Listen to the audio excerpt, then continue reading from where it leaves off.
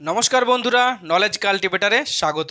আমি সুদীপ ঘোষ শুরু করছি ক্লাস যেখানে পড়ার সাথে হাসি ফ্রি।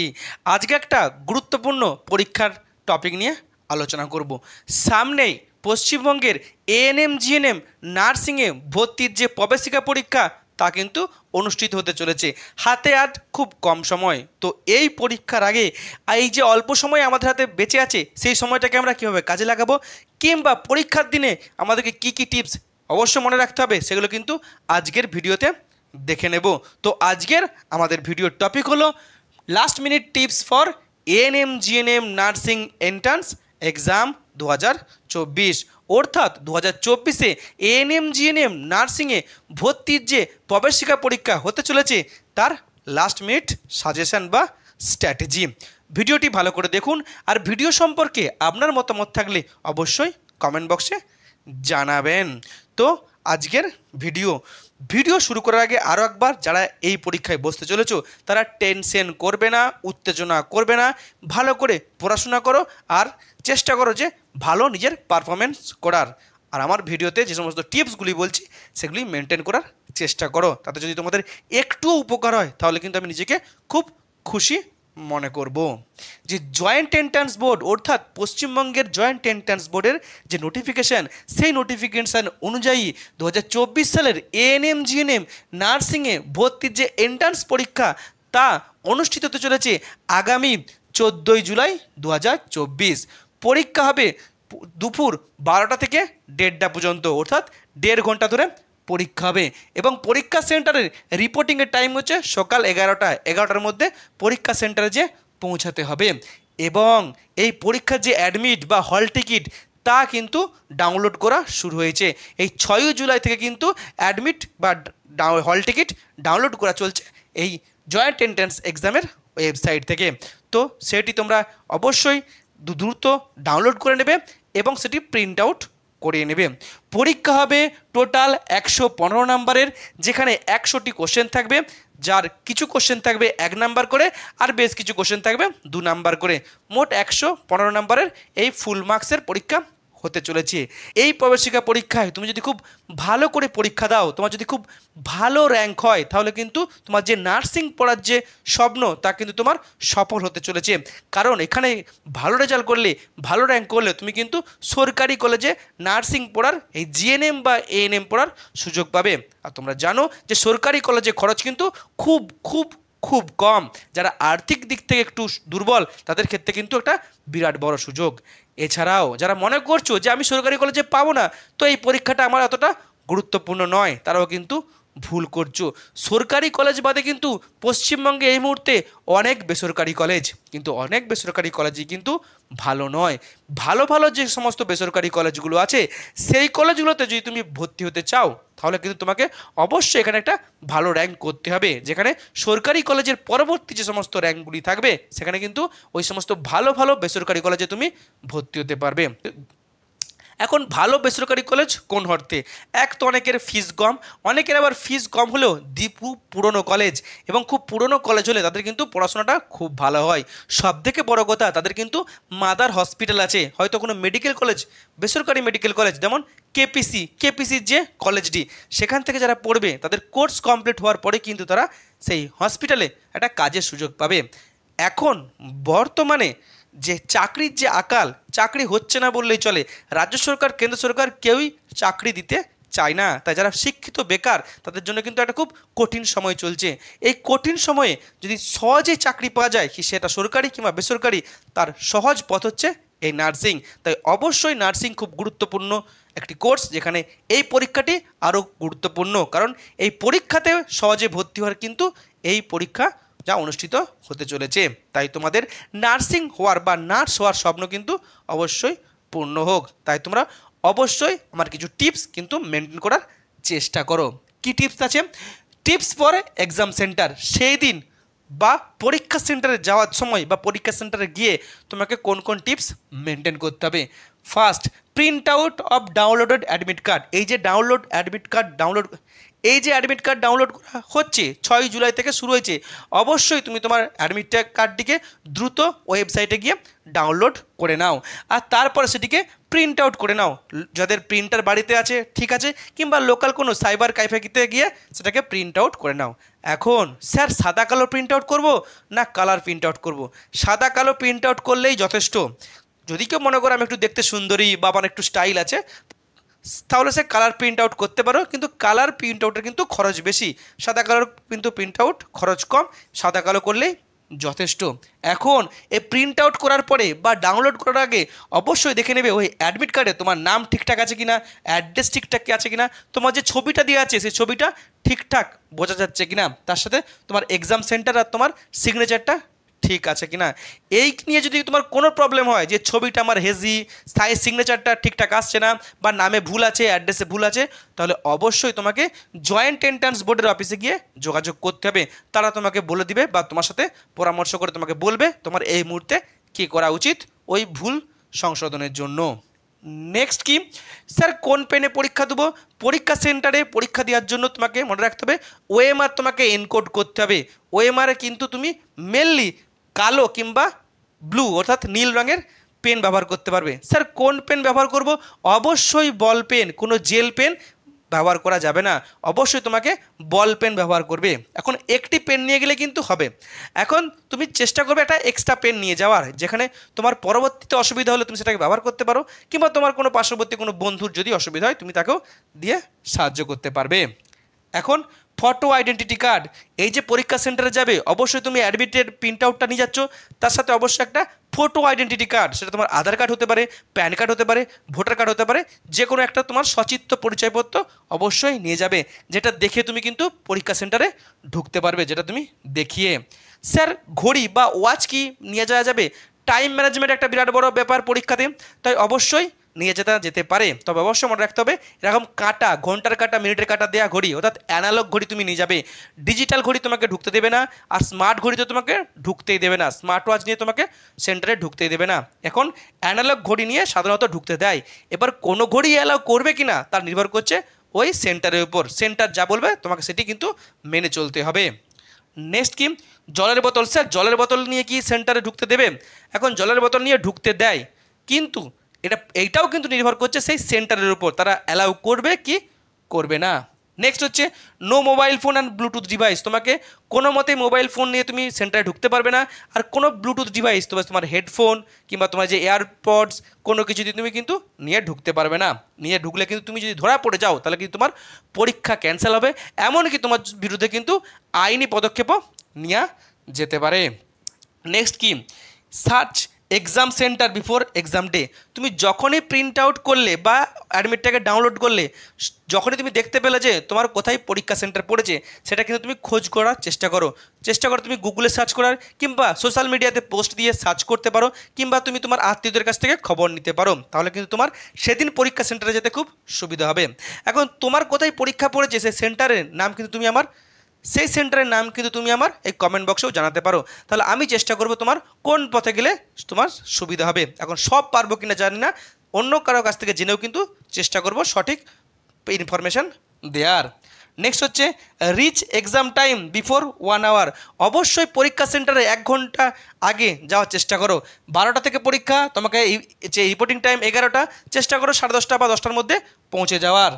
নেক্সট কি no rich food before exam day, যেদিন তোমার পরীক্ষা অর্থাৎ এই 14 জুলাই পরীক্ষা, 15 জুলাই কোনো রিচ ফুড খাবে না, হালকা খাবার খাবে, শরীর খারাপ করলে কিন্তু তোমার পরীক্ষা দিতে সমস্যা হবে। নেক্সট কি যে match exam centre name with admit card, এখন পরীক্ষা সেন্টারে তুমি পৌঁছে গেছো, যেই তুমি খাওয়া দাওয়া করছো ঠিক আছে বসে আছো, কিন্তু অবশ্যই পরীক্ষা সেন্টারে পৌঁছে তোমার অ্যাডমিট কার্ডটাকে হাতে নেবে। অ্যাডমিট কার্ডে যে অ্যাড্রেসটা আছে সেই অ্যাড্রেসটা তুমি ওই স্কুলের বা কলেজের যে অরিজিনাল অ্যাড্রেস আছে তার সঙ্গে কিন্তু মিলিয়ে নেবে, কারণ শহরের দিকে বা অনেক জায়গায় কিন্তু একই নামে দুটো কলেজ বা একই নামে দুটো স্কুল আছে, boys school, girls school, high school, এরকম পার্থক্য আছে। অবশ্যই কিন্তু দেখে নেবে যে সঠিক অ্যাড্রেসে তুমি পৌঁছেছো কিনা, তার সাথে সেন্টারের বাইরে যে কোন কোন হলে বা কোন কোন রুম নাম্বারে তোমার পরীক্ষা পড়েছে সেটা কিন্তু দেয়া থাকে, অর্থাৎ রোল নাম্বার সহ রুম নাম্বার দেয়া থাকে, তুমি তোমার হচ্ছে রোল নাম্বারের সাথে কোন রুমে পরীক্ষা পড়েছে সেটাও কিন্তু দেখে নেবে। নেক্সট কি light food before entering centre, সেন্টারে ঢোকার আগে অবশ্যই কিন্তু কিছু হালকা খাবার খেয়ে নেবে। ভারী খাবারও যেমন খাবে না, তেমন আবার না খেয়েও যাবে না, কারণ তোমার যেহেতু একটু চিন্তা থাকে, টেনশন থাকে, তাহলে কিন্তু শরীর খারাপ করতে পারে। নেক্সট কি, enter centre before 30 minutes.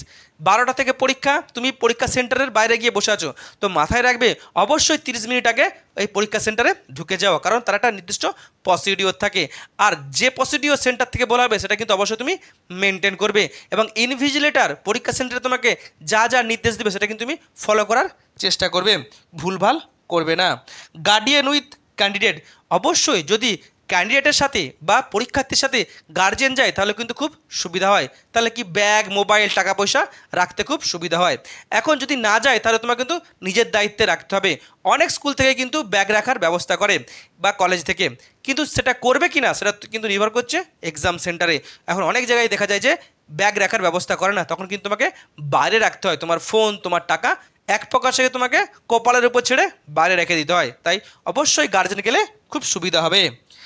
Next কি, search and checking before entering, যে তুমি যে সেন্টারে পরীক্ষা দিতে যাচ্ছ সেন্টারে ঢোকার আগে অবশ্যই কিন্তু পুলিশ বা সেন্টারে যারা দায়িত্বে থাকবেন তারা কিন্তু তোমাকে চেক করবে বা সার্চ করবে।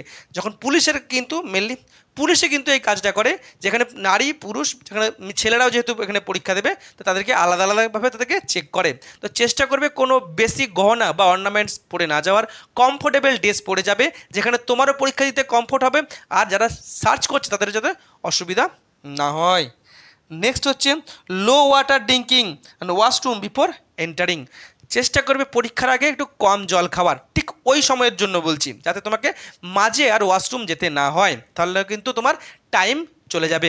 আর চেষ্টা করবে তোমার পরীক্ষার রুমে ঢোকার আগে অবশ্যই স্কুলের বা কলেজের যে ওয়াশরুম আছে সেই ওয়াশরুম থেকে ঘুরে এসে তবে তুমি সেন্টারে বা তোমার রুমে ঢুকবে।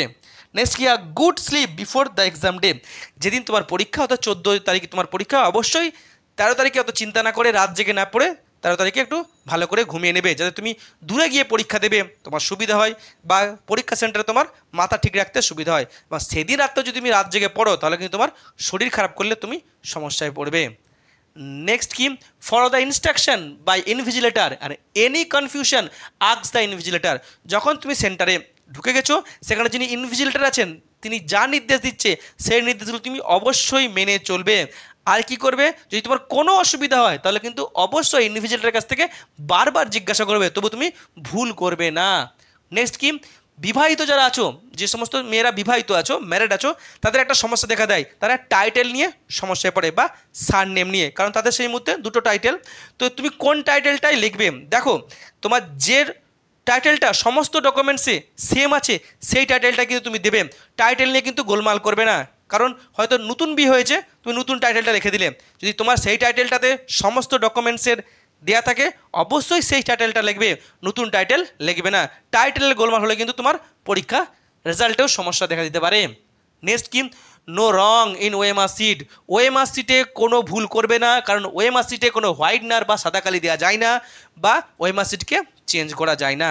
ওএমআর সিটে যখন তোমরা রোল নাম্বার লিখবে তাহলে কিন্তু অবশ্যই এই নিয়মটাকে মেনটেন করতে হবে। যেমন ধরো আমি এখানে একটা দেখিয়ে দিয়েছি 0 1 2 3 4 5 6 7 8 9 0, অনেক সময় 0 প্রথমে থাকে, অনেক সময় 0 শেষে থাকে।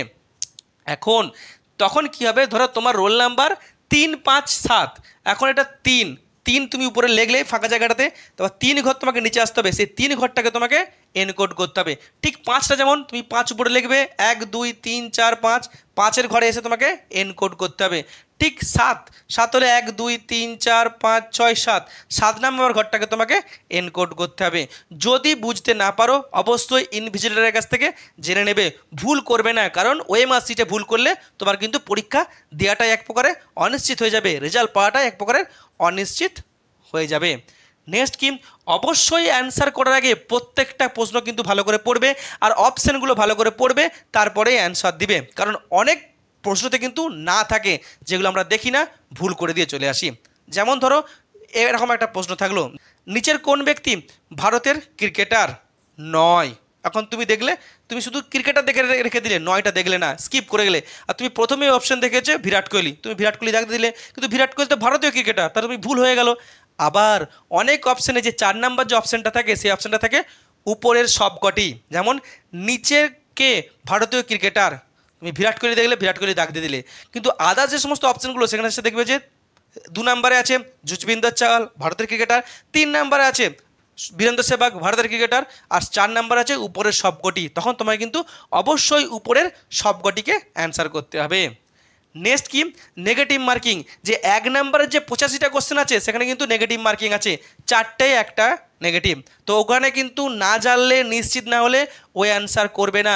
নেগেটিভ কিন্তু তোমাকে তোমার লক্ষ্য থেকে তোমাকে পিছিয়ে দিতে পারে, নেগেটিভ তুমি করবে না, যেটা তুমি জানো সেগুলোই করবে। তাতে তোমার যদি কম তুমি অ্যাটেম্প্ট করো তাতেও ঠিক আছে, তাই সব কিন্তু না দেখে অ্যাটেম্প্ট করবে না।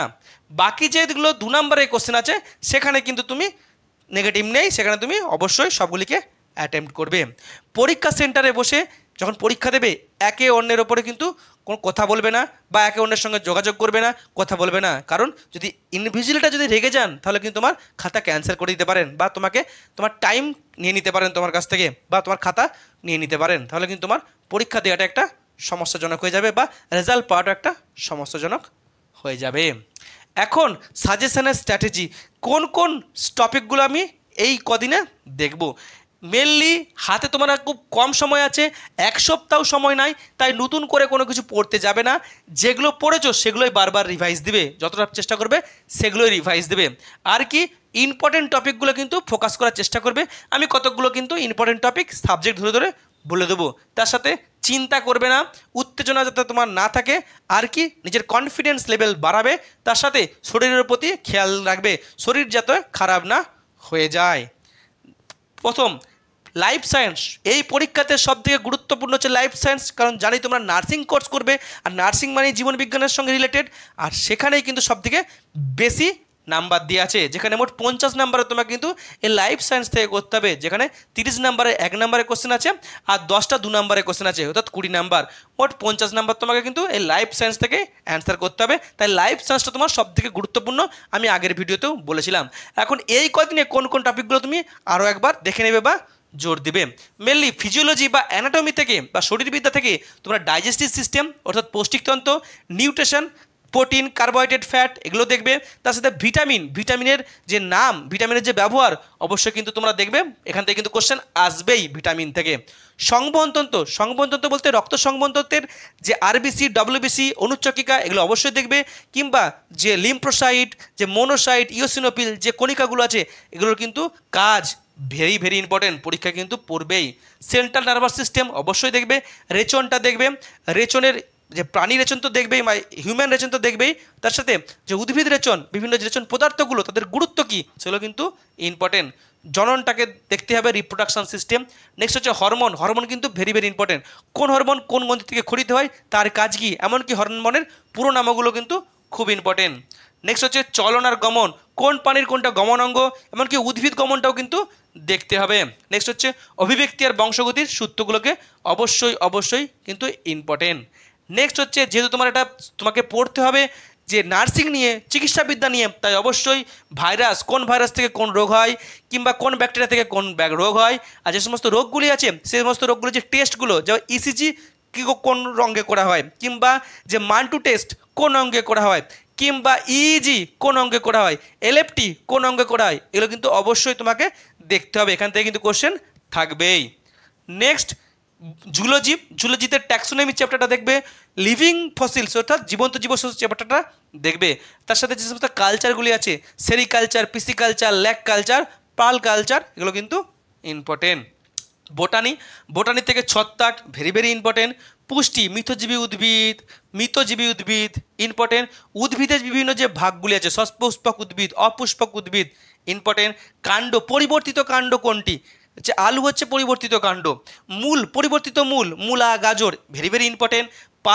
পাতার যে শিরাবিন্যাস, তার যে প্রকারভেদ, ফুলের যে সমস্ত প্রকারভেদ, উভয়লিঙ্গ ফুল, একলিঙ্গ ফুল, কিংবা বিভিন্ন ফুলের বিজ্ঞানসম্মত নাম, ওই যে বললাম ট্যাক্সোনমির চ্যাপ্টার, বিভিন্ন প্রাণীর বিজ্ঞানসম্মত নাম, সাপের বিজ্ঞানসম্মত নাম, কাতলা মানে মাছের বিজ্ঞানসম্মত নাম, ব্যাঙের বিজ্ঞানসম্মত নাম, এগুলো কিন্তু খুব পড়বে। তার সাথে এই যে উদ্ভিদগুলোরও কিন্তু বিভিন্ন বিজ্ঞানসম্মত নাম, ধুতরা ফুলের বিজ্ঞানসম্মত নাম, তোমার অপরাজিতা ফুলের বিজ্ঞানসম্মত নাম, জবা ফুলের বিজ্ঞানসম্মত নাম, এগুলো কিন্তু খুব ইম্পর্টেন্ট। ফলের মধ্যে তোমার হচ্ছে যে কোনটা প্রকৃত ফল, কোনটা অপ্রকৃত ফল, ভেরি ভেরি ইম্পর্টেন্ট। আর এনভায়রনমেন্ট সায়েন্সে অবশ্যই পলিউশনগুলো ইম্পর্টেন্ট।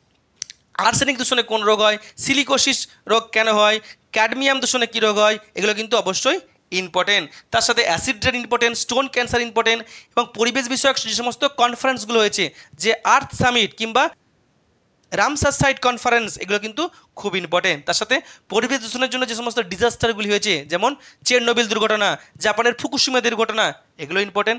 আর এনার্জি বলতে যে প্রচলিত এনার্জি, অপ্রচলিত এনার্জি, অর্থাৎ প্রচলিত শক্তি, অপ্রচলিত শক্তি, এর প্রকারভেদ বা ব্যবহার কিন্তু খুবই ইম্পর্টেন্ট।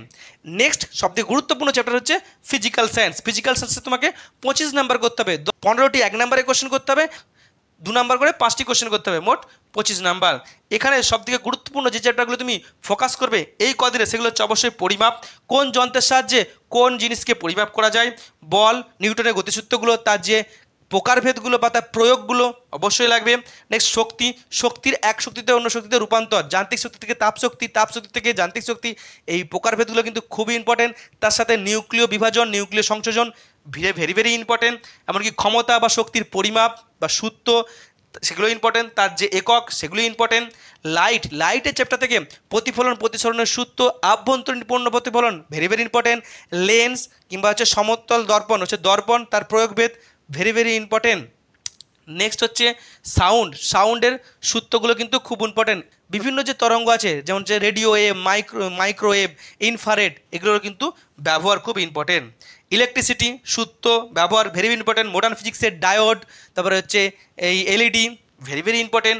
অনুপরমাণু চ্যাপ্টারে বিভিন্ন যে সূত্রগুলি আছে, ডাল্টনের সূত্র, নিলস বোরের সূত্র, পাউলি অব্যবর্জন নীতি বা হাইজেনবার্গের সূত্র, এগুলো আমাদেরকে অবশ্যই দেখতে হবে।